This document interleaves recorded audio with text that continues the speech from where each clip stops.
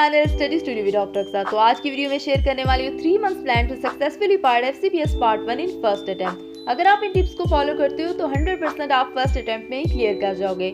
ये टिप्स बिल्कुल मैंने खुद यूज करके एग्जाम को विद इन 3 मंथ्स क्लियर किया।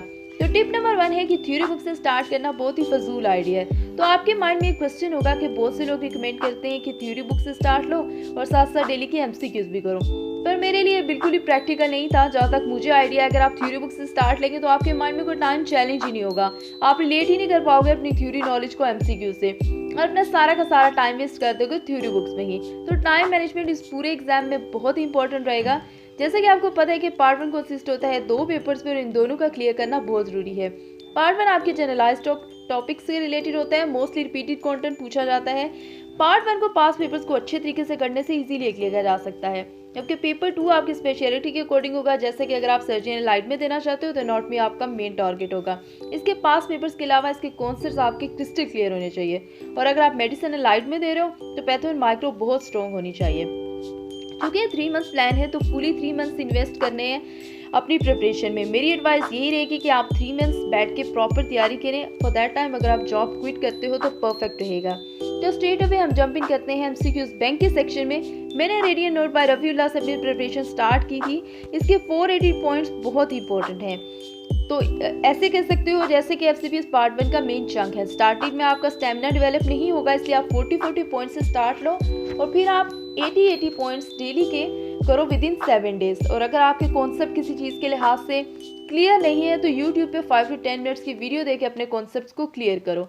मैंने इन पॉइंट्स की स्पेशली एनाटॉमी पोर्शन में स्टिकी नोट्स बना के रूम में स्टिक किया था, क्योंकि एनाटॉमी बहुत ही वोलेटाइल सब्जेक्ट है और इसके जब आप डेली बेसिस पे गो थ्रू नहीं होगे तो इसके भूलने के चांसेस बहुत ज़्यादा हाई रहेंगे। साइंटिफिकली प्रूवन है कि आप शॉर्ट टर्म मेमोरी को लॉन्ग टर्म मेमोरी में कन्वर्ट कर सकते हो जब आप कॉन्टीन्यूसली एक चीज़ से गो थ्रू हो गए। तो बिल्कुल ये मैंने मेथड इस्तेमाल किया था और हाईली इफेक्टिव है। पॉइंट्स कंप्लीट करने के बाद नेक्स्ट 5 डेज में आप पास पेपर्स को कंप्लीट करना है और ये विद इन 12 डेज अपने रेडियन नोट्स को ख़त्म करना है। नेक्स्ट एमसीक्यूज बुक जो मैंने सर्जन एलाइट के लिए की थी वो है एसके गोल्डन फाइल। इसमें फास्ट पेपर्स मौजूद हैं। विद इन 8 डेज आपने बुक कंप्लीट करनी है। मेक श्योर करना है कि रीसेंट एसके फाइल्स आपने परचेज करनी है। इसके अलावा जो नेक्स्ट बुक मैंने अपनी सर्जन एलाइट के टाइम की थी वो है मेडिकल। बहुत ही लेंथी बुक है, काफ़ी स्टूडेंट्स इसको देख के परेशान भी होते हैं, बट ट्रस्ट में ये बिल्कुल ही इंपॉर्टेंट ऐप है, इसको आप स्किप नहीं कर सकते हो।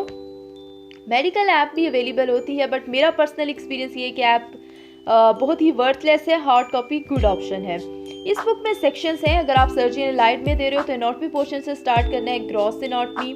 इसके अलावा यहाँ पे प्रेजेंट होगा हिस्टो, न्यूरो एनाटॉमी, एम्ब्रियो और सबके पास पेपर्स करने हैं। अगेन न्यूरो एनाटॉमी के लिए लोग रिकमेंड करेंगे आपको कैप्लॉन, पर मेरे लिए पेपर 2 में आपके कॉन्सेप्ट क्लियर करना ज़रूरी है। मेरा एम ये था, तो इसलिए मैंने यूट्यूब पे बहुत ही अच्छी प्यारी वीडियो देख के अपने कॉन्सेप्ट को क्लियर किया था।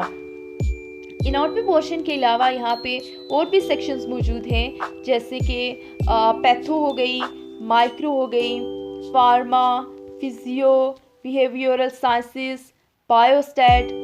और ये पोर्शन भी आपने बहुत अच्छे से करना है, क्योंकि आपका पेपर 1 जो है वो आपका बेस करेगा आपके पास पेपर्स पे और वही चीज़ रिपीट होगी। ये बुक एटलीस्ट आपने 1 मंथ में कंप्लीट करनी है। तो आपने मेडिकल का आपने जो टारगेट रखना है वो एटलीस्ट 1 मंथ होना चाहिए। तो ये सब बुक एमसीक्यूज के लिए मैंने पढ़ी थी। थ्योरी सेक्शन में अगर हम आ जाएं तो फर्स्ट एड बहुत ही लेंथी बुक थी, उसका काफ़ी अच्छा अल्टरनेटिव फास्ट एड है। ये बुक भी सेक्शन में कंसिस्ट है। इस बुक में एम है कि आपने इसको जस्ट रीड करना है, अपने एमसीक्यूज रिकॉल्स करने हैं, अपने कॉन्सेप्ट्स को रिफ्रेश करना है। बुक को लेके बैठना नहीं है, आपने विद इन 5 डेज में ये कंप्लीट करनी है। इसके अलावा सेकंड थ्योरी बुक जो मैंने की थी जो बहुत इंपॉर्टेंट है वो मिनी स्नेल रिव्यू एनाटॉमी है। पेज बाय पेज करनी है। ये बुक बहुत इंपॉर्टेंट है। अगर आप सर्जन लाइट में दे रहे हो 100% आपने इसको प्रिपेयर करना है। इसमें कोई भी चीज़ आपने छोड़नी नहीं हो। 10 डेज में आपने ये बुक कंप्लीट करनी है। इसके बाद 25 प्लस -3 डेज आपका मार्जिन होना चाहिए। आपके पास इतने डेज बच जाएंगे तो आपने रिवाइज करना है सीक्वेंस से, जैसे मैंने यहाँ पे सीक्वेंस आपको शो कर रही हूँ। बहुत से लोग रिकमेंड करते हैं कि Rabia notes, Tanveer notes, BRS Physio, Kaplan Anatomy, First Aid. But for me, these books just build up your stress level. These are worthless. जो बुक मैंने बताई हैं, अगर मैं उन बुक्स की आपको इन शॉर्ट समरी बताऊं, जो मैंने थ्रू आउट आपको पूरी वीडियो में बताती रही हूँ, वो बुक्स हैं रेडियन नोट्स बाय रफ़ीउल्लाह, इसके रीसेंट फाइल्स, इसके अलावा Medicall, first aid, mini Snell review anatomy. बस मैंने डिटेल में आपको सब समझा दिया है, इसलिए सर्जरी एंड एलाइड के लिए आपको 90 डेज में कैसे प्रिपेयर करना है, स्ट्रॉन्ग डेडिकेशन से आप एग्जाम को 100% क्लियर कर जाओगे। So this is my Gmail account. If you have any question feel free to ask.